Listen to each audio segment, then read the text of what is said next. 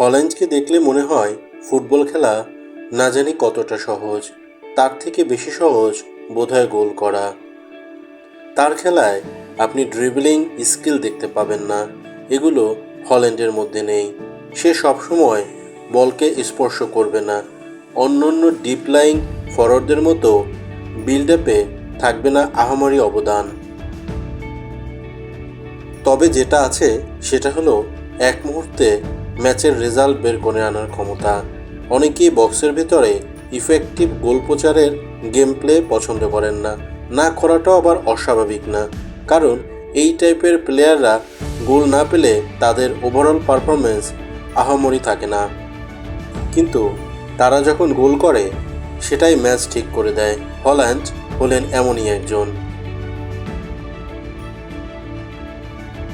আপনি যদি সর্বশেষ ম্যান সিটি আর্সেনালের খেলা দেখে থাকেন, তবে ওই গোল আসলে হল্যান্ডের খেলার ধরনের পরিচয় দেয়। তার পায়ে বল না থাকলেও মাথায় খেলার স্ক্যান চলে।